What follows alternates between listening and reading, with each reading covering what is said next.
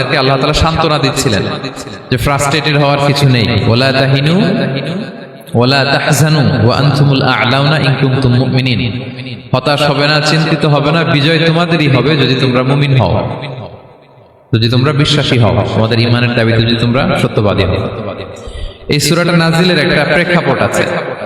মক্কার কুরাইশরা কোনোভাবেই যখন রাসূল সাল্লাল্লাহু আলাইহি ওয়াসাল্লামকে দমাতে পারছিল না, তখন তারা প্ল্যান করলো যে আমরা মদিনাতে যে মদিনার ইহুদিদের কাছ থেকে কিছু জেনে আসি। কারণ মক্কাবাসীদের নবী, রাসূল, ওহী, আখিরাত এগুলোর ব্যাপারে কোনো ধারণা ছিল না। তো ফলে তারা কুরাইশরা নজর ইবনে হারিস এবং উকবা ইবনে আবি মুঈত এই দুইজনকে পাঠালো, তোমরা মদিনায় যাও, মদিনায় ইহুদিরা থাকে, ইহুদিদের কাছে তাওরাত নাজিল হয়েছিল, they have idea regarding prophets and আখিরাত, আখিরাত কি, নবী কি, এগুলোর আইডিয়া তাদের আছে। তো তাদের দুইজনকে পাঠালো যে তোমরা যে তাদের জিজ্ঞেস করো যে আমাদের জ্ঞাতি ভাইদের মধ্যে থেকে একজন তো নবী দাবি করে, সে কি আসলে নবী কিনা আমরা কিভাবে বুঝবো? তো যেই চিন্তা সেই কাজ, তারা গেল মদিনাতে, মক্কা থেকে মদিনায়, যে খুলে বললো যে আমাদেরই এক ছেলে, আমাদেরই এক লোক বয়স 40 হওয়ার পর থেকে বলে আমি নবী, আমার কাছে ওহী আসে, আল্লাহ আমার কাছে বাণী পাঠায়, আর তিনি আমাকে বাণী বাহক করে পাঠিয়েছেন তোমাদের কাছে। এটা আসলে সত্য কিনা আমরা একটু কনফিউশনে আছি। তো ইহুদিরা বলল তোমরা যে তাকে 3টি প্রশ্ন করবে, যদি উত্তর দিতে পারে বুঝবে সত্য নবী। 1 নম্বরে জিজ্ঞেস করবে যে মুহাম্মদ বলো তো আসহাবে কাহাফ কারা, আসহাবে কাহাফ সম্পর্কে তোমরা কি জানো? যে সূরাটার নাম সূরাতুল কাহাফ। কাহাফ মানে হচ্ছে কেই, গুহা, মানে গুহাবাসী। 7 জন যুবক এই গুহার ভিতরে আশ্রয় নিয়েছিল ঈমান বাঁচানোর জন্য। মুহাম্মদ তুমি যদি সত্য নবী হও বলো এই ঘটনাটা কি। 2 নম্বরে তাকে জিজ্ঞেস করবে জুলকারনাইন বাদশা সম্পর্কে কি জানে, সে কিছু জানে কিনা। 3 নম্বর তাকে জিজ্ঞেস করবে মা হুয়া রূহ, রূহ কি, যে রূহটা দেহে ঢুকলে মানুষ নড়ে চড়ে, প্রাণবন্ত একটা অ্যানিমেশন থাকে, এটা বের হয়ে গেলে সে ডেড বডি, লাশ হয়ে পড়ে থাকে। What is the origin of রূহ, স্পিরিট। এই 3টা প্রশ্নের উত্তর যদি জানে তাহলে আসলেই সে সত্য নবী। তারা এসে জিজ্ঞেস করলো মুহাম্মদ বলো আসহাবে কাহাফ কারা, বলো জুলকারনাইন কে, বলো রূহ কি। এই 3টা প্রশ্নের উত্তর যদি করতে পারো তাহলে বুঝবে তুমি সত্য নবী। রাসূল সাল্লাল্লাহু আলাইহি ওয়াসাল্লাম বললেন ঠিক আছে যাও, আগামীকাল উত্তর বলে দেব। তিনি ইনশাআল্লাহ বলতে ভুলে গেলেন। রাসূল সাল্লাল্লাহু আলাইহি ওয়াসাল্লামের ধারণা ছিল প্রতিদিনই তো জিবরাইল কোরআনের আয়াত নিয়ে আসে, তো তারই ধারাবাহিকতায় আগামীকাল আসবে, আমি জিজ্ঞেস করে নিব এই 3টা প্রশ্নের উত্তর। তারপরের দিন সবাই এসে হাজির, কিন্তু জিবরাইল আলাইহিস সালাম আসেন। রাসূল সাল্লাল্লাহু আলাইহি ওয়াসাল্লাম একটু বিব্রতকর পরিস্থিতিতে বললেন। তারা বলল তুমি তো আজকে অ্যাপয়েন্টমেন্ট দিয়েছো, ডেট দিয়েছো, বলো উত্তর বলো। রাসূল সাল্লাল্লাহু আলাইহি ওয়াসাল্লাম বলল আজকে না, আগামীকাল বলে দিবেন। রাসূল সাল্লাল্লাহু আলাইহি ওয়াসাল্লাম ইনশাআল্লাহ কথাটা আর মনে করতে পারতেছেন না। এরপরের দিনও তারা এসে হাজির, কিন্তু রাসূল সাল্লাল্লাহু আলাইহি ওয়াসাল্লাম উত্তর দিতে পারতেছেন না। তারপরের দিন এভাবে পিছাচ্ছেন রাসূল সাল্লাল্লাহু আলাইহি ওয়াসাল্লাম, ডেট দিচ্ছেন না। এভাবে 1 দিন 2 দিন 3 দিন না, 15 দিন। কয়দিন? এদিকে তো এই প্রশ্নের উত্তর জানার জন্য এখন 1-2 জন আসে না, দলে বলে কাফিররা আসে।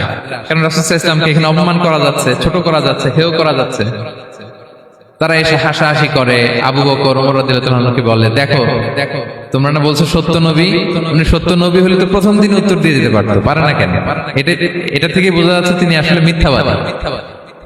15 দিন রাসূল সাল্লাল্লাহু আলাইহি ওয়াসাল্লামের জন্য এত বিব্রতকর পরিস্থিতি আর ছিল না। 15 দিন পর আল্লাহ তাআলা আয়াত নাযিল করলেন ওয়ালা তাকুলান্না বিশাইইন ইন্নী ফাইলুন যালিকা গাদা ইল্লা আইয়াশা আল্লাহ। অর্থাৎ হে নবী ভবিষ্যতের কোনো কাজ যখন ওয়াদা দিবেন, কমিটমেন্ট করবেন, আপনি আইয়াশা আল্লাহ মানে ইনশাআল্লাহ বলা ছাড়া কখনো দিবেন না।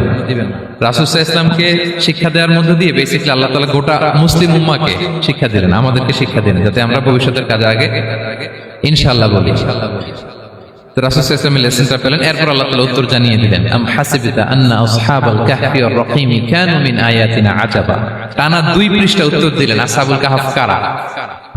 তাওরাত, জাবুর, ইনজিলে কোথাও এত বিস্তারিত উত্তর নাই আসহাবে কাহফের ব্যাপারে।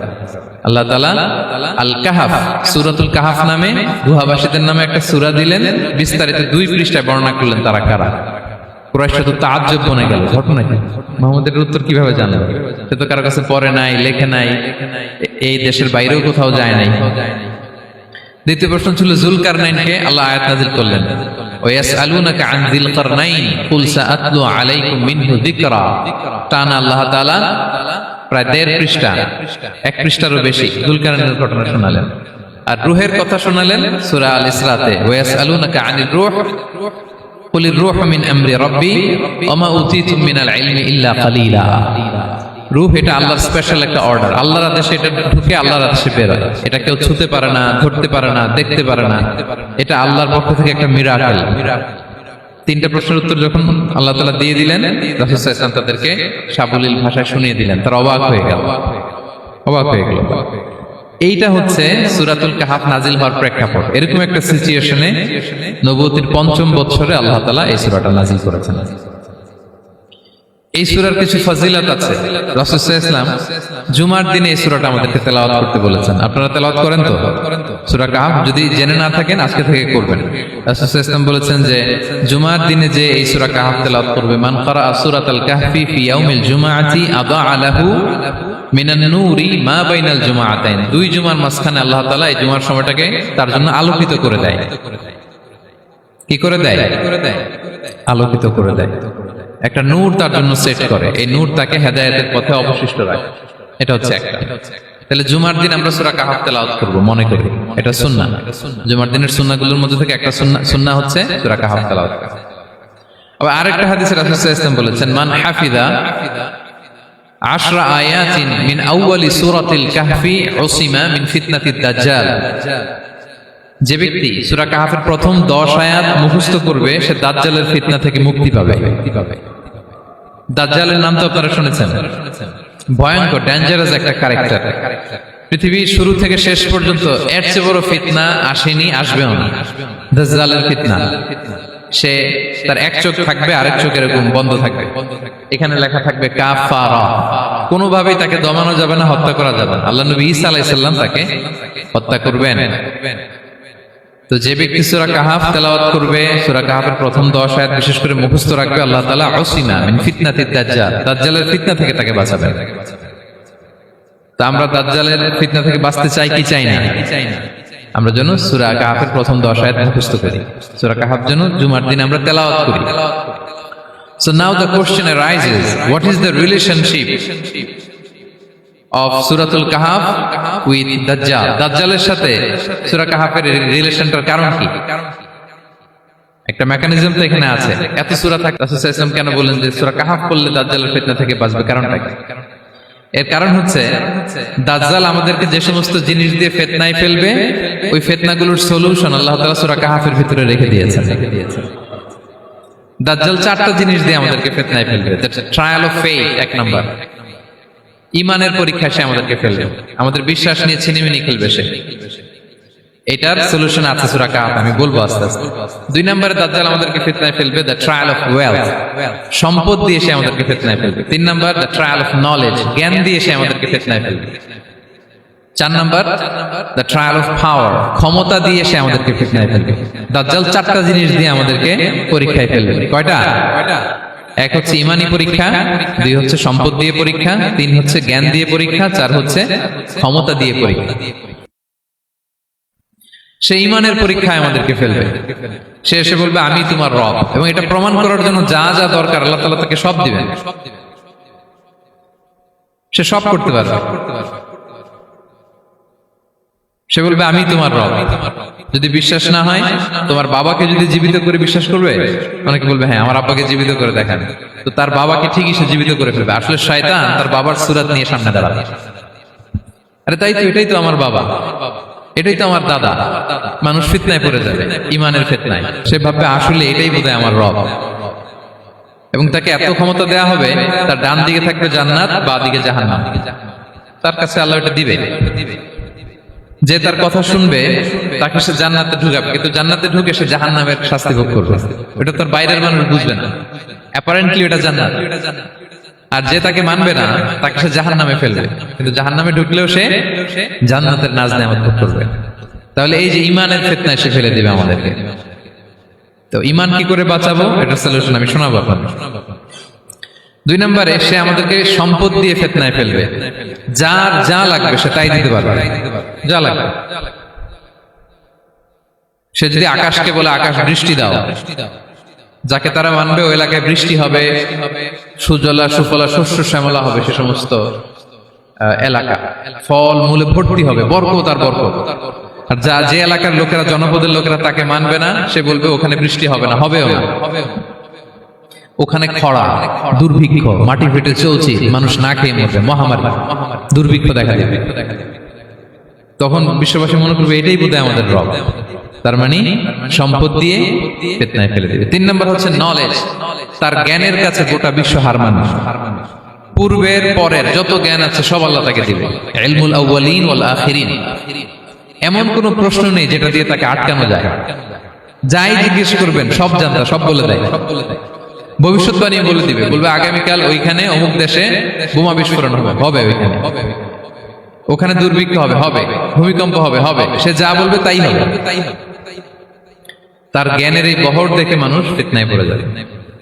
4 নম্বর হচ্ছে দ্য ট্রায়াল অফ পাওয়ার, ক্ষমতা। তার ক্ষমতার সামনে সবকিছু একেবারে ছিন্ন বিচ্ছিন্ন হয়ে যাবে, এত ক্ষমতা হবে তার। সে যেমনটি বলবে তেমনটি করতে হবে। বাতাসের চেয়ে দ্রুত বেগে সে এক দেশ থেকে আরেক দেশে চলে যাবে। তো তার এই সমস্ত অলৌকিক ক্ষমতা দেখে মানুষ ফিতনায় পড়ে যাবে। এবং এই ফিতনা, এই পরীক্ষার মুহূর্তগুলোতে মানুষ কিভাবে নিজেকে ধরে রাখবে তার সলিউশন আল্লাহ তাআলা সূরা কাহফে দিয়েছেন। এই 4টা ফিতনা থেকে বাঁচার জন্য আল্লাহ সূরা কাহফে 4টা ঘটনা উল্লেখ করেছেন। কয়টা? 1 নাম্বার হচ্ছে আসহাবে কাহফ, যুবকদের ঘটনা, 7 জন যুবকদের ঘটনা। ঈমান কি করে বাঁচাবেন, সলিউশন ওখানে। সম্পদের ফিতনা থেকে কিভাবে নিজেকে বাঁচাবেন, এজন্য একজন বাগানওয়ালার ঘটনা আল্লাহ সেখানে বলেছেন। জ্ঞানের ফিতনা থেকে কি করে বাঁচবেন, এজন্য আল্লাহ তাআলা মুসা আলাইহিস সালাম এবং খিজির আলাইহিস সালামের ঘটনা সেখানে উল্লেখ করেছেন। আর ক্ষমতার ফিতনা থেকে কি করে বাঁচবেন এটা বোঝানোর জন্য আল্লাহ তাআলা যুলকারনাইনের ঘটনা উল্লেখ করেছেন। 4টা ফিতনা থেকে বাঁচার জন্য কয়টা ঘটনা? 4টা ঘটনা। আমরা তাহলে একটা একটা করে ঘটনা শুনি, আমরা একটু উদ্ধার করার চেষ্টা করি যে কি কি সলিউশন আল্লাহ তাআলা আমাদের বাতলে দিলেন। 1 নম্বর হচ্ছে আসহাবে কাহফের ঘটনা। এটা 250 খ্রিস্টাব্দের সময়কালে রোমান সাম্রাজ্যের একজন বাদশা ছিল, নাম দাকিয়ানুস, প্রতাপশালী বাদশা, পৌত্তলিক, মূর্তির পূজা করে।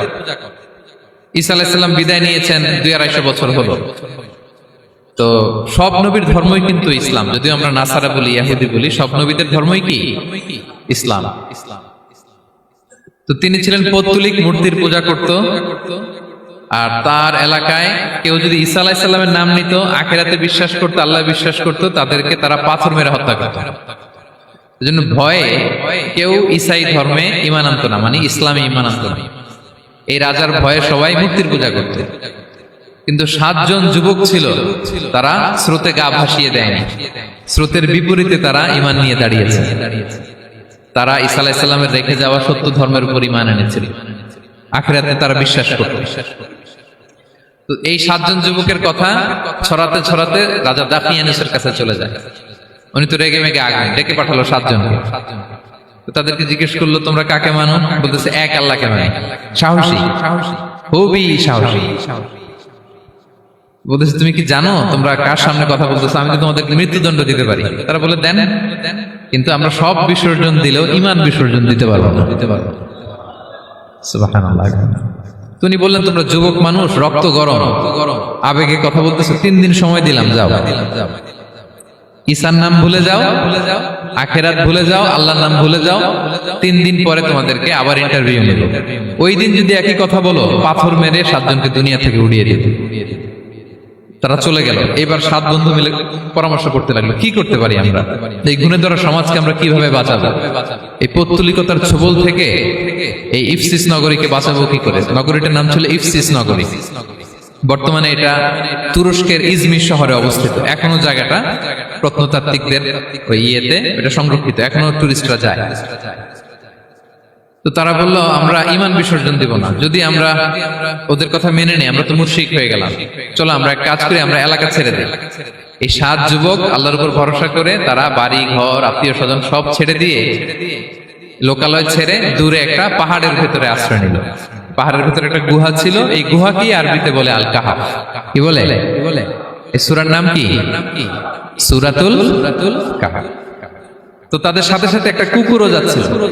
তারা বারবার তাড়িয়ে দেওয়ার চেষ্টা করতেছিল কুকুরটাকে, যাতে না যায়, কিন্তু কুকুর শুধু কান্না করে তার সাথে যাওয়ার জন্য ঘেউ ঘেউ করতেছিল। এই কুকুরটাকেও সাথে নিল। ভালো মানুষদের সাথে থাকলে কি হয় দেখেন, এই কুকুরের কথা, যেহেতু 7 জন ইমানদারের সাথে একটা কুকুর ছিল, এই কুকুরের কথা আল্লাহ সূরাতুল কাহাফে উল্লেখ করে দিয়েছে। ওয়া কালবুহুম বাসিতুন যিরাআইহি বিল ওয়াসিল। তো তারা ভিতরে গেল, যে প্রচন্ড ক্লান্ত, তারা ঘুমিয়ে পড়ল। কি করলো? এই এক ঘুমে আল্লাহ 309 বছর কাটাই দিলেন। কয়শো 9 বছর? 9 বছর ঘুম, সব ঘুম, প্রচন্ড ঘুম, ঘুম যেন আর কাটে না। 309 বছর পরে এরা জাগলো। এখন খুব ক্ষুধা, ঘুমে আর মোর ভাঙতেছে, আর একজন জিজ্ঞেস করতেছে কি লম্বা সময় ঘুম দিলাম কোথায় আমরা? একজন বলতেছে হ্যাঁ, মানে সারাদিনই ঘুমাইছি আমরা। আরেকজন বলতেছে না না, সারাদিন না, দিনের কিছু অংশ হয়তো ঘুমাইছি। আসলে কয় বছর ঘুমাইছে? 309 বছর। তো এদিকে সভ্যতার তো চেঞ্জ। এখানে ওই দাকিয়ানুস মরে, এর ছেলে মরে, এর নাতি মরে, পুতি মরে, এখন 6ষ্ঠ নম্বর রাজা আসছে। প্রজন্মের পর প্রজন্ম তো শেষ। 309 বছর কমপক্ষে 4-5টা জেনারেশন চেঞ্জ হবে। তো জেনারেশন চেঞ্জ হয়ে, এলাকা চেঞ্জ হয়ে, তারা যে স্বপ্ন দেখেছিল এই ইফসিস নগরীতে কালিমার পতাকা উঠবে, তাদের স্বপ্ন আল্লাহ বাস্তবায়ন করেছেন। এই 309 বছরের ব্যবধানে এই এলাকার সবাই মুসলিম হয়ে গেছে। আল্লাহ চাইছিলেন ওদেরকে দেখাবে এটা, যে স্বপ্নটা যে বাস্তবায়ন হয়েছে এটা দেখাবে। তো ঘুম থেকে উঠছে, একজনকে তারা বললো যে লুকায় লুকায় চাদর মুড়ি দিয়ে কিছু রুটি নিয়ে আসো বাজার থেকে, যাতে তোমাকে না চিনে। চাদর মুড়ি দিয়ে যাও। কিছু পয়সা ছিল, মুদ্রা দিয়ে দিস। তো সে যে যখন দোকানদারের কাছ থেকে রুটি নিয়ে আর মুদ্রা দিছে, দোকানদার বলে এই মুদ্রা কোথেকে আসলো? 309 বছর আগে মালয়েশিয়াতে রিঙ্গিট ছিল কিনা জানি না, যেভাবে ওরা ট্রানজাকশন করতে পারছে এটা ছিল, ওইটা যদি এখন কেউ দেয়, রাধুনী বিলাসে খাবার পাওয়া যাবে? হ্যাঁ। তো রুটিওয়ালা বলে তুমি বর্তমান সময়ের মুদ্রা দাও, এটা দিচ্ছ কেন? বলতেছে এটা তো বর্তমান সময়ের মুদ্রা। বলতেছে এই যে মুদ্রার মধ্যে দেখো কোন সালের সিল দেওয়া, এটা তো শত শত বছর আগে। বলতেছে কি বলে শত বছর আগে? আমি তো আজকে সকালেই বাজার করলাম, ওই বাজার করে যে টাকাগুলো ছিল ওইটাই তো পকেটে।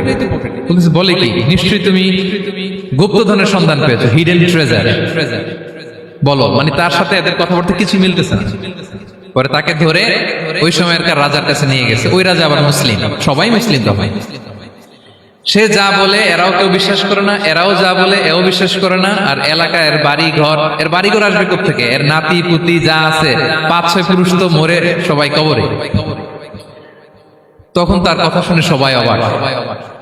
তো এটা মিলানোর জন্য তারা 309 বছর আগের দাকিয়ানুস বাদশার সরকারি যে নথিপত্র, ওই পুরাতন ছিঁড়া নথিপত্র তারা বের করলো। বের করে দেখে ঠিকই দাকিয়ানুস নামে এক বাদশা ছিল, আর অনেক শত শত বছর আগে মোস্ট ওয়ান্টেড 7 জন যুবক ছিল, যাদের ব্যাপারে এক্সিকিউশনের অর্ডার ছিল। এখন দেখে তারা অবাক। লম্বা ঘটনা আমি খুব শর্ট করে বলতেছি। পরে সবাই মিলে তাকে সহ ওই গুহায় গেল। গুহায় যাওয়ার পরে সে বাকিদেরকে ডাকতে গুহার ভিতরে ঢুকলো। আল্লাহ তাআলা 7 জনকে ওইখানে মৃত্যু দিয়ে দিলেন। চিরকালের জন্য এই 7 জন ঘুমায় পড়লো। আর এলাকাবাসী রাজা সহ ওইখানে তারা একটা মসজিদ নির্মাণ করলো। This is the story of আসহাবে কাহাফ। তো এলাকাবাসী যদিও মুসলিম হয়েছিল, কিন্তু আখিরাতের ব্যাপারে তাদের একটা সন্দেহ ছিল যে আসলে মানুষ মরার পরে কি আবার জীবিত হবে? মৃত্যুবরণ করার পরে আবার মানুষ জীবিত হবে? তাদের মনের মধ্যে একটা সন্দেহ ছিল যে আসলে মারা গেলে মানুষ আবার উঠতে পারে। তাদের এই সন্দেহ দূর করার জন্য আল্লাহ তাআলা এই 7 জনকে 309 বছর ঘুম পাড়িয়ে আবার জীবিত করলেন। সুবহানাল্লাহ। তাহলে ঈমান কিভাবে বাঁচাতে হয়, এটার প্রেরণা আমরা এই 7 যুবকের কাছ থেকে পাই। এখানে যেটা আমরা শিখি প্রিয় ভাইরা, 1 নম্বর লেসন হচ্ছে আমাদের গুড কোম্পানি লাগবে, রাইটাস পিপল, মানে আমাদের সার্কেলটা ভালো হইতে হবে। তাদের 7 জনের সার্কেলটা খুব ভালো ছিল, ফলে তারা বিপথে যায় না, এবং তারা এমন শক্ত সিদ্ধান্ত নিয়েছে যে আল্লাহ তাআলা সেটাতে বরকত দিয়েছেন, গোটা সমাজকে আল্লাহ তাআলা চেঞ্জ করে দিয়েছেন। এটা হচ্ছে 1 নম্বর লেসন। আপনি ঈমান বাঁচাতে হলে আপনার সার্কেল ভালো লাগবে।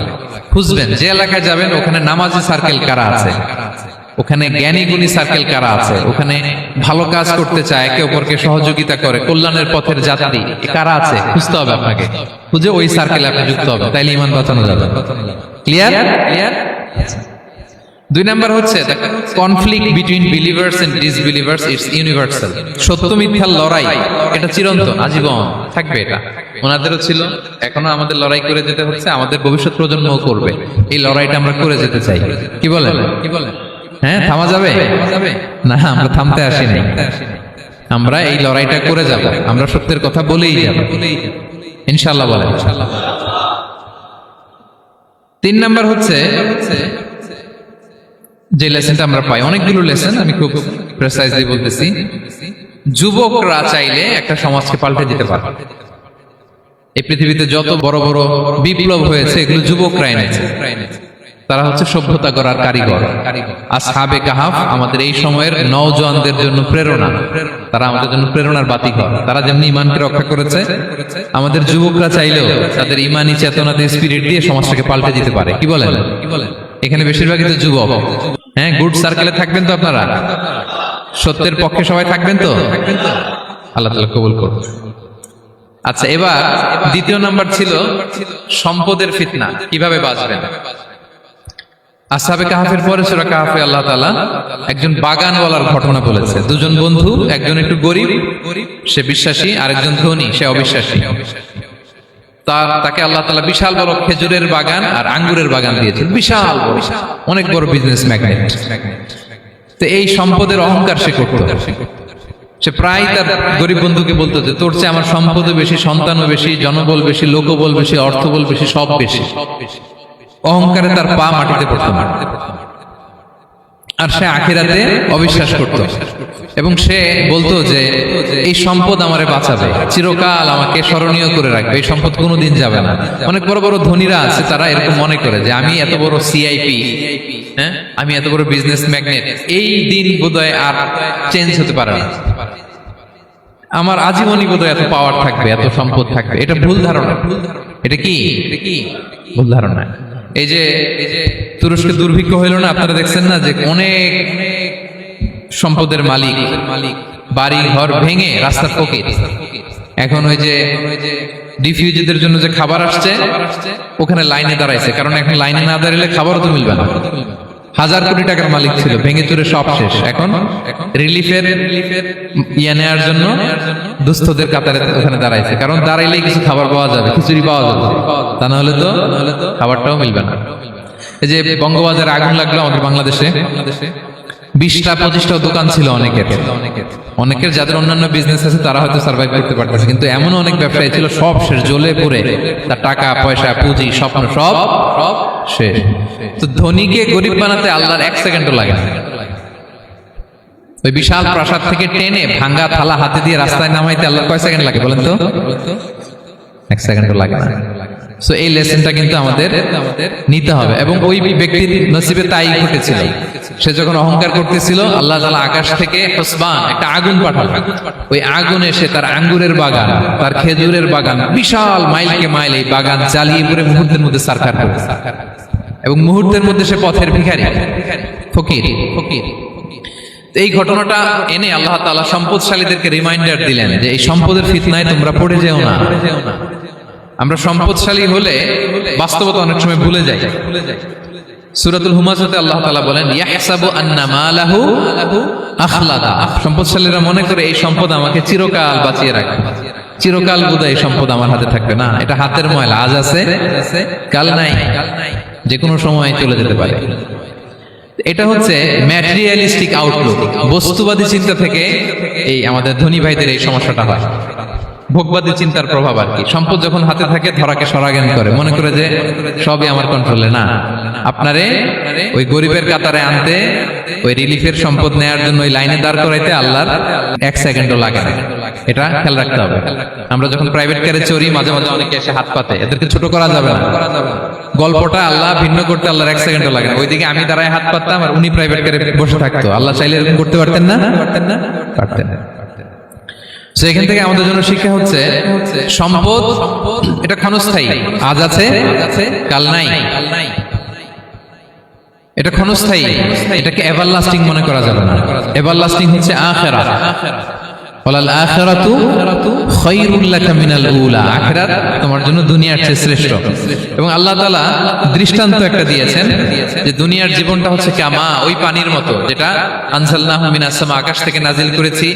ওই পানি ক্ষেতের মধ্যে পড়ে ফসল, ফুল ফসল হয়েছে। এরপরে যখন ফসল কাটা হয়, ওই ক্ষেত খামার এগুলো তৃণলতা হয়ে যায়, ভুসির মতো হয়ে যায়। তখন বাতাসের ঝাপটায় একবার এদিকে যায়, একবার ওদিকে যায়। অনেক লম্বা উপমা, আমি সংক্ষেপে বললাম। তো শেষ আউটপুটটা হচ্ছে এটা, সম্পদ এটা মুহূর্তেই চলে যেতে পারে। সম্পদ উপার্জন জায়েজ আছে, মুসলিমরা সম্পদ উপার্জন করতে পারবে, কোনো অসুবিধা নাই। আপনি যদি ধনী হন এটা ভালো, ফলে আপনি যাকাত দিতে পারবেন, অসহায় দুস্থদের সহায়তা করতে পারবেন, কন্ট্রিবিউট করতে পারবেন। আপনি সম্পদ হাতের মুঠোয় নেবেন, কন্ট্রোল করবেন, কিন্তু এই দিকে স্থান দিবেন না, দ্যাটস ইট, তাহলেই হবে। আমরা সম্পদ কি করতে পারবো? উপার্জন করতে পারবো, কিন্তু হৃদয়ে স্থান দিতে পারবো না। হৃদয়ে স্থান থাকবে আখিরাতে। এই মাইন্ডসেট যদি আপনি গড়ে তোলেন, তাহলে সম্পদের ফিতনা আপনি কখনো করবেন না। এই পয়েন্টটা কি ক্লিয়ার? সবার ক্লিয়ার। 3 নাম্বার ফিতনা ছিল কিসের ফিতনা? দেখি কে বলতে পারে। প্রথমটা হচ্ছে বিশ্বাস বা ঈমানের ফিতনা, 2 নাম্বার হচ্ছে সম্পদের ফিতনা, 3 নাম্বার জ্ঞানের ফিতনা। জ্ঞানেরও কিন্তু ইলমেরও একটা গরম আছে, যার ইলম আছে তার মধ্যে এই সমস্যাটা কাজ করে। সেটার জন্য আল্লাহ তাআলা মুসা আলাইহিস সালাম, খিজির আলাইহিস সালামের ঘটনা বলেন। আমি খুব সংক্ষেপে বলবো, সময় কম। মুসা আলাইহিস সালাম হচ্ছে বনি ইসরাইলের নবী, আর খিজির আলাইহিস সালাম কেউ বলেছেন নবী, কেউ বলেছেন আল্লাহর ওলি। আসলে আরবিতে ওনার নাম খদির, আমরা বাংলায় বলি খিজির। খদির মানে সবুজ। উনি যে কোনো জায়গায় বসলে ওখানে মরা গাছ, লতা পাতা এগুলো সবুজ হয়ে যেত। অনুর্বর এলাকার উপর দিয়ে হেঁটে গেলে ওটা উর্বর হয়ে যেত। তো মুসা আলাইহিস সালাম একবার ওয়াজ করতেছেন এইভাবে বনি ইসরাইলের সামনে, খুতবা দিচ্ছেন। হঠাৎ এক লোক দাঁড়ায় বলে, ইয়া নবী আল্লাহ, মান আ'লামু ফিল আরদ, বর্তমান পৃথিবীতে সবচেয়ে জ্ঞানী কে? মুসা আলাইহিস সালাম বললেন, ফাকালা আনা, আমি। কি বললেন? উনি আসলে ভুল কিছু বলেন নাই, কারণ প্রত্যেক জামানার নবীকেই আল্লাহ তাআলা সবচেয়ে বেশি জ্ঞান দিয়ে পাঠান, কারণ তার কাছে ওহীর জ্ঞান আসে, অদৃশ্যের খবর আসে, ইলমুল গায়ব আসে। কিন্তু এই উত্তরটা আল্লাহ তাআলার পছন্দ হয়নি। আল্লাহ তাআলা চাচ্ছিলেন মুসা যদি বলতো আল্লাহ তাআলাই জানে কে জ্ঞানী বা আল্লাহই সবচেয়ে জ্ঞানী, এরকম হলে ভালো হতো। কিন্তু মুসা আলাইহিস সালাম কি বলছে? আমি। এখন প্রশ্ন করলো সবচেয়ে বড় জ্ঞানী কে? উনি কি বললেন? আমি। এই যে আমি এটাতে ঝামেলা আছে। আমি বড়, আমি জানি, আমি সব। This is problematic. আল্লাহ এটা পছন্দ করলেন না। আল্লাহ তাআলা মুসা আলাইহিস সালামকে বললেন, মুসা তুমি যে বলছো তুমি জ্ঞানী, না তুমি জ্ঞানী না, তোমার চেয়ে বড় জ্ঞানী আছে। মুসা আলাইহিস সালাম বলে, তাই নাকি? আমার চেয়ে বড় জ্ঞানী কে? তো আল্লাহ তাআলা বললেন, ইযহাব ইলা মাজমাইল বাহরাইন, 2 সাগর বা 2 নদীর মিলনস্থলে যাও, ওখানে আমার এক বান্দা আছে তোমার চেয়েও জ্ঞানী। মুসা আলাইহিস সালাম বললেন, তাই নাকি? তো আল্লাহ আমি কিভাবে চিনি উনি কোথায় থাকে, কিভাবে বুঝবো? আল্লাহ বললেন, একটা বড় মাছ নাও, এটাকে ফ্রাই করো, এটাকে ফ্রাই করে একটা ঝুড়ির ভেতরে নাও, যেখানে এই মাছটা সাগরে ঢুকে যাবে ওখানে আমার বান্দাকে পাবে। তো উনি ওনার সহযোগী ইউশা ইবনে নুনকে নিয়ে হাঁটতে লাগলেন। হাঁটতে হাঁটতে এক জায়গায় ক্লান্ত হয়ে পাথরের পাশে বিশ্রাম নিলেন। ওই পাথর থেকে আবার এক ধরনের পানি বের হয়, পানিটারে বলে আবে হায়াতের পানি, মাউল হায়াত, জীবন নদীর পানি। এই পানি কোনো মৃত প্রাণী বা বস্তুর গায়ে লাগলে ওটা জীবিত হয়ে যায়। তো ওনারা পাথরে হেলান দিয়ে বিশ্রাম নিচ্ছিলেন। ওই পানি ওই ফ্রাই করা মাছের গায়ে লাগার সাথে সাথে মাছ জীবিত হয়ে ঝুড়ি থেকে বের হয়ে সাগরে ঢুকে গেছে। ওনারা আর খেয়াল করেন না। এরপর আবার হাঁটতে লাগলেন। হাঁটতে হাঁটতে যখন ক্লান্ত তখন বলে, এই ইউশা, আমাদের ওই মাছ ফ্রাই মাছটা দাও, এখন খাই। ঝুড়ি খুলে দেখে মাছ নাই। মাছ গেল কোথায়? তখন ইউশা বললো, হয়তো আমরা যে পাথরের ওখানে বিশ্রাম নিয়েছিলাম ওখানে আমরা মিসিং, ওখানে হারাই ফেলছি। চলো চলো, আরে ওদিকে তো যাইতে হবে আমাদের। উনি গেলেন, যে দেখে মাছ যে জীবিত হয়ে বালুর এদিকে নাড়াচাড়া করতে করতে সাগরে ঢুকে গেছে, ওখানে দাগ আছে। মুসা আলাইহিস সালাম ঢুকলেন সুরঙ্গ, ঢুকে দেখে চাদর গায়ে দিয়ে এক লোক শুয়ে আছে। সালাম দিলেন, আসসালামু আলাইকুম। ওই লোক চাদর আর সরায় না, ভিতর থেকে বলতেছে, ওয়া আলাইকুম আসসালাম। তো চাদরের ভিতর থেকে উনি বলে, মান আন, তুমি কে? মুসা আলাইহিস সালাম বললেন, আনা মুসা, আমি মুসা। উনি বলেন, মুসা বনি ইসরাইল, বনি ইসরাইলের মুসা? বললেন, হ্যাঁ। কেন এসেছো? এবার চাদর খুললেন, বলতেছে, আপনার কাছ থেকে কিছু শিখতে আসছি। আল্লাহ বলছে, আপনি নাকি সবচেয়ে বড় জ্ঞানী। আমি ভুল করে বলে ফেলছিলাম আমি। আল্লাহ বলছেন যে আপনি নাকি জ্ঞানী। বলতেছে, না, তুমি আমার জ্ঞান নিতে পারবে না, ওই ধৈর্য শক্তি তোমার নাই। মুসা আলাইহিস সালাম বললেন যে, আপনি যে কোনো শর্তে আমাকে একটু রাখেন কয়েকদিন আপনার সাথে, আমি রাজি। বললেন, না, তুমি পারবা না। মুসা আলাইহিস সালাম জোর করতে লাগলেন। অবশেষে খিদির আলাইহিস সালাম রাজি হলেন। বললেন, শর্ত হচ্ছে আমি যাই করি আর না করি আমাকে কোনো প্রশ্ন করা যাবে না। মুসা আলাইহিস সালাম বললেন, ওকে। সফর শুরু হলো। সামনে নদী, এক লোক তাদের নৌকা দিয়ে নদী পার করাই দিল। নদী পারাপারের পর খিজির আলাইহিস সালাম লাঠি দিয়ে নৌকার তলাটা ছিদ্র করে দিলেন। মুসা আলাইহিস সালাম বললেন, ইন্নালিল্লাহ, এটা আপনি কি করলেন? ওরা আমাদেরকে নদী পার করে দিল, আর যে ভাড়াটা আসছিল এটাও নিল না, আমাদেরকে সম্মান দেখলো, আপনি নৌকা ছিদ্র করে দিলেন। খিজির আলাইহিস সালাম বলছে, এই যে আমি বলছিলাম না, তুমি ধৈর্য ধারণ করতে পারবে না, যাও তোমার রাস্তায় তুমি আমার রাস্তায় আনো। মুসা আলাইহিস সালাম আবার ক্ষমা চাচ্ছেন যে আপনি আমার ক্ষমা করেন, আমি তো ভুলে গেছি। আর প্রশ্ন করবেন না। চলতে লাগলেন। হঠাৎ বাচ্চারা খেলতেছে, এক বাচ্চাকে ধরে হত্যা করলেন খিজির আলাইহিস সালাম। এবার তো মুসা আলাইহিস সালাম রেগে গেছে, আপনি করলেনটা কি? একটা নিষ্পাপ ফুলের মতো শিশুকে হত্যা করলেন। খিজির আলাইহিস সালাম বলে, এই যে আমি জানতাম যে তুমি ধৈর্য ধারণ করতে পারবে না, তোমার রাস্তা এক, আমার রাস্তা এক, যাও। এবার মুসা আলাইহিস সালাম করজোর করতেছে যে this is the last chance, একটা ফাইনাল চান্স দেন, একটা সুযোগ দেন, আর আমি প্রশ্ন করব, এটাই লাস্ট।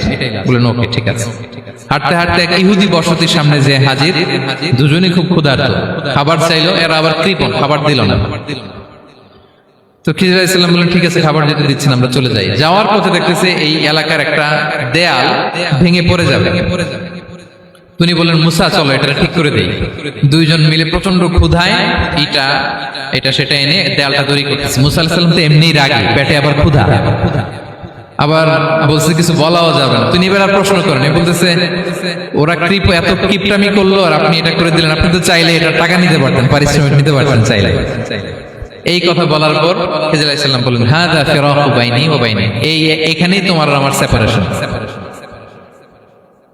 আর সামনে আগানো যাবে না, তোমার কোনো ধৈর্যই নেই। তো এতটুকু তোমাকে আমি বলি যে আমি একটাও আল্লাহর আদেশ ছাড়া করি নাই, আল্লাহর আদেশে আমি করেছি। কি? এক নম্বর হচ্ছে ওই যে আমাদের ভাড়া নিতে চাইলো না, আমাদেরকে পার করে দিল, নৌকাটা ছিদ্র করেছি, কারণ এই এলাকায় একজন জালিম বাদশা আছে, সে নৌকা পেলেই গরিব মাঝিদের নৌকা সিজ করে নিয়ে যায়। তো এটাকে যখন তলায় ছিদ্র করে দিছি, রাজার লোকেরা এসে দেখবে যে এটা তলা ছিদ্র, পানি ঢুকতেছে, এটা নিবে না, ওরা পরে সামহাও এটা রিপেয়ার করে চালাইতে পারবে। মুসা আলাইহিস সালাম বলে সুবহানাল্লাহ, তাই তো, এটা তো আমি বুঝতে পারি নাই। আর ওই ছোট শিশুটাকে হত্যা করছি, ও অনেক বড় জালিম হবে এলাকা, তার ফিতনায় এলাকাবাসী তটস্থ থাকবে, সে তার মা বাবাকেও জাহান্নামে নেবে। এজন্য আল্লাহ তাআলা আদেশ দিয়েছেন আমাকে, আল্লাহর আদেশে আমি তাকে হত্যা করেছি। মুসা আলাইহিস সালাম বললেন তাই তো, এটা তো অনেক ভালো কাজ করছেন তাইলে। তো বলতেছে তাহলে ওইটা বলেন, খাবারও দিল না, এত কৃপণ, এদের দেয়াল কেন ঠিক করতে গেলেন আপনি? তখন তিনি বললেন যে আসলে এটা একটা ইয়াতিমদের ঘর ছিল, দুইটা ইয়াতিম শিশু, তাদের বাবা মা খুব ভালো ছিল, আর এই দেয়ালের নিচে আছে গুপ্তধন, এই দেয়ালটা পড়ে যাবে, এই গুপ্তধন তারা ছোট মানুষ নিতে পারবে না, এলাকাবাসী তাদেরকে বঞ্চিত করে নিয়ে যাবে। আমি দেয়াল গড়ে দিলাম যাতে করে তারা যখন প্রাপ্তবয়স্ক হয় নিজেদের সম্পদ নিজেরা বুঝে নিতে পারে। সুবহানাল্লাহ বিহামদি। মুসা আলাইহিস সালাম বলে তাই তো, এগুলো তো আমি বুঝতে পারি নাই। তো এই ছিল খুব সংক্ষিপ্ত পরিসরে মুসা আলাইহিস সালাম খিজির আলাইহিস সালামের ঘটনা। তো রাসূল সাল্লাল্লাহু আলাইহি ওয়াসাল্লাম বুখারীতে একটা চমৎকার কথা বলেছেন, তিনি বলেছিলেন ওয়াদিদনা আন্না মুসা সাবার হাত্তা ইউকাসা আলাইনা মিন আমরিহিম। রাসূল সাল্লাল্লাহু আলাইহি ওয়াসাল্লাম বলেছিলেন ইস, আমার ভাই মুসা যদি আরেকটু ধৈর্য ধরতো তাহলে আরো কিছু অজানা তথ্য আমরা জানতে পারতাম। এখান থেকে, এই ঘটনা থেকে আমরা কি শিখলাম? প্রথম যেটা আমরা শিখলাম, জ্ঞান নিয়ে বড়াই করতে নেই, ঠিক কিনা? জানার কোনো শেষ নেই, জাননেওয়ালার উপরও জাননেওয়ালা আছে, জ্ঞানীর উপরও জ্ঞানী আছে। আপনি কিছু জেনেই মনে করবেন না আমি সব জানি, আপনার চাইতেও বেশি জ্ঞানী অনেকে আছে। অনেক সময় বক্তার চাইতেও শ্রোতারা অনেক জ্ঞানী। হয়তো এখানে এমন অনেক জ্ঞানী লোক আছে যার ধারে কাছেও আমরা কেউ নেই, হতে পারে। সো আমি সব জানি, এটা ভুল, এটা শয়তান বলে। এটা কে বলে? শয়তান বলে। আবু নাওয়াস একটা কবিতা লিখেছেন, ওয়াকুল্লি মান ইয়াদঈ ফিল ইলমি ফালসাফাতান হাবাসতা শাইআন ওয়া গাবাত আনকা আশিয়াউ। কেউ যদি বলে আমি সব জানি, তুমি তাকে বৃদ্ধাঙ্গুলি দেখিয়ে বলো আপনি কিছুই জানেন না, আপনি অল্প কিছু জেনেছেন, জানার এখনো অনেক বাকি।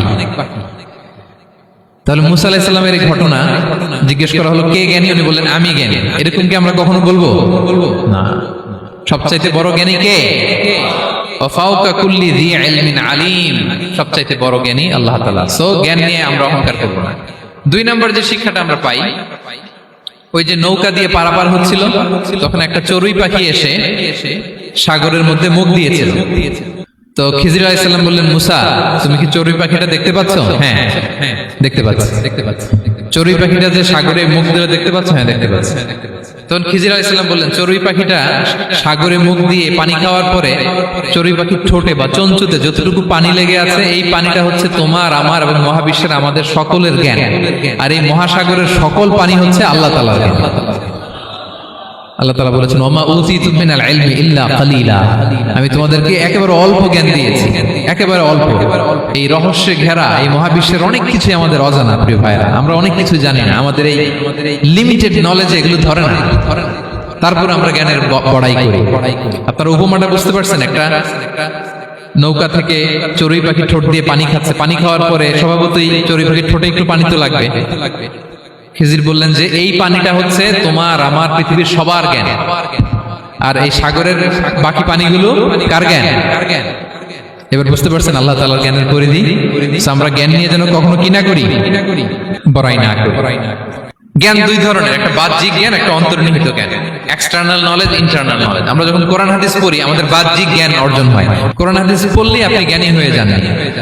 এটা কোরআন হাদিস পড়তে হয়, এটা ডাইজেস্ট করতে হয়, এটার উপর আমল করতে হয়। এই জ্ঞান অর্জন শেষে এরপরে আল্লাহর প্রিয় বান্দাদেরকে আল্লাহ অন্তরে ইলমের নূর দেন, ইলহাম দেন। That is the knowledge, that is the pure knowledge. আপনি হাফেজে কোরআন হয়ে ভাবেন না আপনি সব জানেন, আপনি বুখারী মুখস্থ করে ভাবেন না সব জানেন। এই সব জ্ঞান অর্জন করার পরে ইলমের নূর হাসিল হয়, সেটা আল্লাহ সবারে দেয় না। সো এই অন্তর্নিহিত জ্ঞান, দূরদৃষ্টি, farsightedness, that is the pure knowledge. এটার জন্য বছরের পর বছর, যুগের পর যুগ সাধনা করতে হয়। সেটার জন্য এই জ্ঞান অর্জনের জন্য তিনটা জিনিস করতে হয় ইলমের নূর অর্জনের জন্য। কয়টা? এক হচ্ছে বিনয়, দুই হচ্ছে সফর, তিন হচ্ছে সবর। আবার বলি, এক হচ্ছে বিনয়, দুই হচ্ছে সফর, তিন হচ্ছে সবর। আল্লাহ তাআলা আল্লাহর নবীকে তাওরাত দেওয়ার পরেও আরো ট্রেনিং সেশন করাইছেন খিজির আলাইহিস সালামের কাছে। যাও, ওনার কাছে গেলে তুমি ছোট হবা, নত হবা। জ্ঞান যদি আমি নিতে চাই আমাকে ছোট হইতে হবে। ধরেন একটা গ্লাস থেকে একটা খালি গ্লাসে পানি ঢালবো, তো যেটাতে নেওয়া হবে এটা উপরে থাকলে হবে? যে গ্লাসটার মধ্যে পানি আছে এটা উপরে থাকবে, ওইটা ব্ল্যাঙ্ক গ্লাসের মধ্যে পড়বে। আপনি নলেজ ইলম নিতে চাইলে আপনাকে নিচে থাকতে হবে, উনি উপরে থাকবেন। আপনার শায়েখ আপনাকে দিবে, আপনার উস্তাদ আপনাকে দিবে, আপনার মুর্শিদ আপনাকে দিবে। বুঝতে পেরেছেন? তাহলে আমাদেরকে হাম্বলনেস লাগবে, শিখতে হইলে হাম্বল হইতে হয়, বিনয়ী হইতে হয়। আচ্ছা, দুই নাম্বার সফর করতে হয়। এটা আল্লাহ মুসা আলাইহিস সালামকে দিয়ে করাইছেন, যাও পিছে পিছে উস্তাদের পিছে পিছে ঘুরো। তো এজন্য সফর করতে হয়। এখন ঘরে বসে অনেক কিছু জানা গেল, উস্তাদের সান্নিধ্য লাগে, সফর করতে হয়। আমাদের ক্লাসিক আলেমরা হাদিস কালেকশনের জন্য শহরকে শহর সফর করতেন। এখনো আমাদের আলেমরা দেওবন্দে যায়, মিশরে যায়, মদিনায় যায়। এখানকার মালয়েশিয়ান স্টুডেন্টরাও দেশে বিদেশে যে নলেজ অর্জন করে। সফর আপনাকে লাগবে। তাহলে বিনয়, সফর, তিন নম্বরে কি? সবর, ধৈর্যশীল হইতে হবে। দেখেন মুসা আলাইহিস সালাম বারবার প্রশ্ন করে ফেলতেছেন, বারবার ওয়াদা ভঙ্গ করতেছেন, এরকম করলে হবে না। ধৈর্য লাগবে। ধৈর্যের বলে বলিয়ান হলে তখনই আপনার মধ্যে ইলম আসবে। তাহলে জ্ঞানের ফিতনায় পড়ার আর আমাদের কোনো সম্ভাবনা আছে? আমরা বিনয়ী হব, আমরা জ্ঞান আল্লাহর দিকে ফিরাই দেব, আমরা বলবো উনি সবচেয়ে ভালো জানেন। পারা যাবে তো ইনশাআল্লাহ? আচ্ছা, আমি একেবারে শেষ পর্যায়ে চলে আসছি, 2 মিনিটের মধ্যে শেষ করে দিচ্ছি। 3 নাম্বার ছিল কিসের ফিতনা? 4 নাম্বার ক্ষমতার ফিতনা। এই ফিতনা থেকে বাঁচার জন্য সর্বশেষ আল্লাহ তাআলা যুলকারনাইনের ঘটনা বলেছেন। অনেক বড় বাদশা ছিলেন, পৃথিবীতে 4 জন বাদশা গোটা বিশ্ব শাসন করেছেন। 2 জন কাফির, 2 জন মুমিন। কাফির একজন হচ্ছে নমরুদ, যিনি ইব্রাহিম আলাইহিস সালামকে আগুনে ফেলেছিলেন। আরেকজন হচ্ছে বখতেনাসার, যাকে ইংরেজিতে বলে নেবুচারনেজার দ্য সেকেন্ড, দ্বিতীয় নেবুচারনেজার। তারা কোনো নির্দিষ্ট এরিয়ার বাউন্ডারির বাদশা না, গোটা বিশ্বের বাদশা ছিলেন। এই 2 জন কাফির। আর 2 জন বাদশা ছিলেন গোটা বিশ্বকে শাসন করেছেন, তারা ছিলেন মুমিন। একজন হচ্ছে সুলাইমান আলাইহিস সালাম, আল্লাহর নবী। আরেকজন হচ্ছে যুলকারনাইন, গোটা বিশ্ব শাসন করেছেন, প্রাচ্য থেকে পাশ্চাত্য সব জায়গায় তিনি গিয়েছেন, ইসলামের বাণী প্রচার করেছেন, জালিমদেরকে শায়েস্তা করেছেন। তো এরকম দিক বিদিক তিনি জয় করতেছিলেন। অনেকে যুলকারনাইনকে আলেকজান্ডার দ্য গ্রেটের সাথে গুলিয়ে ফেলে না। ম্যাসিডোনিয়াতে যে আলেকজান্ডার দ্য গ্রেট ছিল, উনি আর যুলকারনাইন এক নন। যুলকারনাইন হচ্ছে আল্লাহ তাআলার প্রিয় একজন বান্দা, অনেক বড় সাহসী বীর পুরুষ ছিলেন, গোটা বিশ্বে ইসলাম প্রচার করেছেন। করতে করতে করতে করতে অনেক বড় ঘটনা, আমি সব শেষের ঘটনাটা বলি। উনি জর্জিয়া, বর্তমান যে জর্জিয়ার তিবলিসি এরিয়া, এখানে এসে একটা এলাকার সন্ধান পেলেন, যারা ওনাকে এসে বলল যে এখানে একটা জঙ্গলি গ্রুপ আছে যাদের নাম ইয়াজুজ মাজুজ, তারা এসে আমাদের উপর হামলা করে। হে যুলকারনাইন, আমরা আপনাকে ট্যাক্স কালেক্ট করে দিচ্ছি, আপনি তাদের মাঝে আর আমাদের মাঝে একটা প্রাচীর তৈরি করে দেন। আপনারা ইয়াজুজ মাজুজের নাম শুনেছেন না? ইংরেজিতে বলে গগ ম্যাগগ। নূহ আলাইহিস সালামের 4 সন্তান ছিল, হাম, সাম, ইয়াফাস, কানাআন। এই ইয়াফাসের বংশধর হচ্ছে ইয়াজুজ মাজুজ, জঙ্গলি। হাজার হাজার শুধু বংশ বিস্তার করে, তারা এসে লোকালয়ে মানুষের উপর আক্রমণ করে, তাদের গবাদি পশু এগুলো ছিনিয়ে নেয়, ফলমূল খেয়ে ফেলে। তো জুলকারনাইন বাদশার কাছে যখন বিচার দেওয়া হলো, উনি বললেন ঠিক আছে, তোমাদের ট্যাক্স দেয়া লাগবে না, তোমরা শারীরিক পরিশ্রম করে আমাকে সাহায্য করো। তো উনি বর্তমানে হচ্ছে এক পাশে কৃষ্ণ সাগর, ব্ল্যাক সি, আরেকদিকে কাস্পিয়ান হ্রদ বা কাস্পিয়ান সাগর, এর মাঝখানে 1200 কিলোমিটার লম্বা মাউন্টেন রেঞ্জ, পাহাড়ি এরিয়া, আপনারা গুগলে দেখবেন। এইখানে 2 পাহাড়ের মাঝখানে ফাঁকা জায়গায় তিনি বড় বড় লোহার পাত প্রচিত করলেন, গেড়ে দিলেন। এরপরে তামা, সীসা গালিয়ে বিশাল একটা ওয়াল তৈরি করলেন।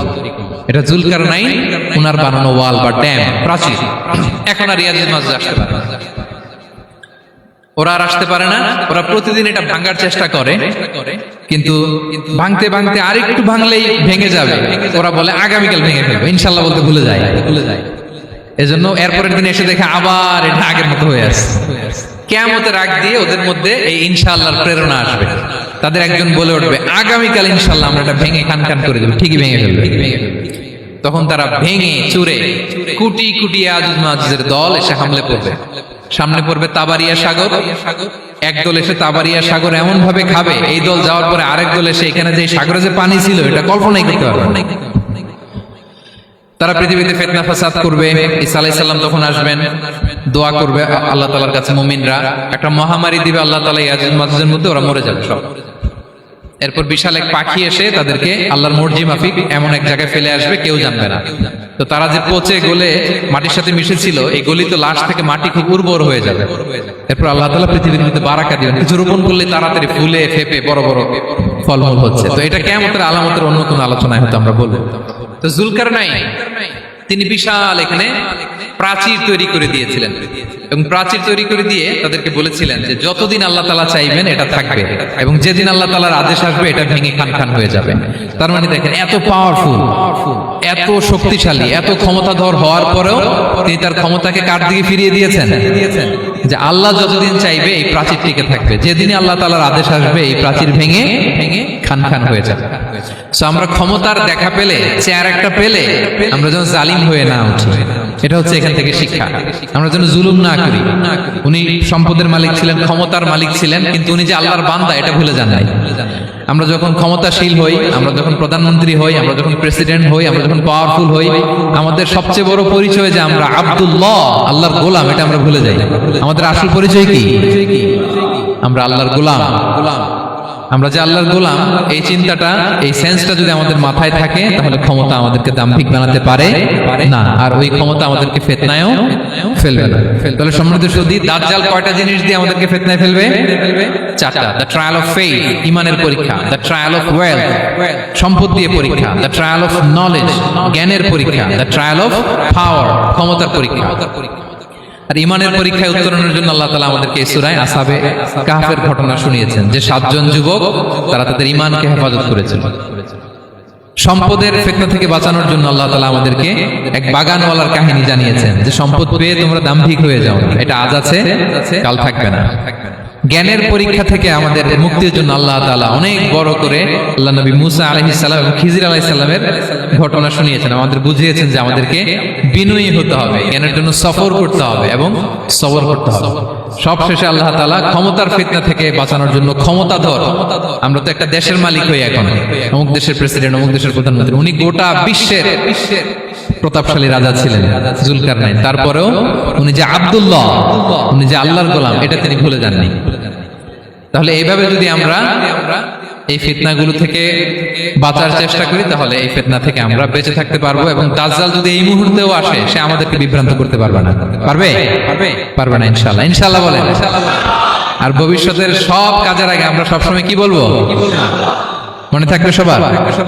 আল্লাহ তাআলা আমাদের সবাইকে কথাগুলো বোঝার ও আমল করার তৌফিক দান করুন। হাদা মা ইনদি ওয়াল ইলমু ইনদাল্লাহ আলাইহি তাওয়াক্কালতু ওয়া ইলাইহি উনীব। ওয়াসসালামু আলাইকুম ওয়া রাহমাতুল্লাহি।